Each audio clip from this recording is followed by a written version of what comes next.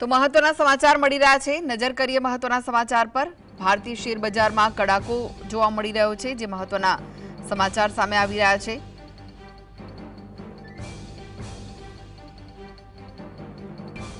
સેન્સેક્સમાં 1200 પોઈન્ટથી વધુનો કડાકો જોવા મળી રહ્યો છે। ટ્રમ્પની એક ધમકીથી શેર બજારમાં હાહાકાર મચ્યો છે। નિફ્ટીમાં પણ 300 પોઈન્ટથી વધુનો કડાકો। ભારતીય શેર બજાર ખુલતાની સાથે જ ક્રેશ થઈ ગયું છે। સપ્તાહના પહેલા જ દિવસે બજારમાં હાહાકાર મચી ગયો છે। સેન્સેક્સ અને નિફ્ટીમાં કડાકા જોવા મળી રહ્યા છે। તો અમેરિકા અને ઈરાન વચ્ચે શાંતિ વાટાઘાટો નિષ્ફળ ગઈ।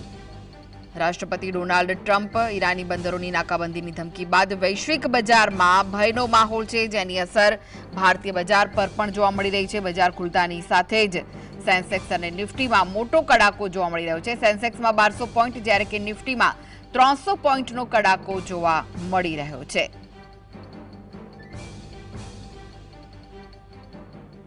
તો સરકારી બેંકના શેરોમાં વેચવાલી જોવા મળી રહી છે।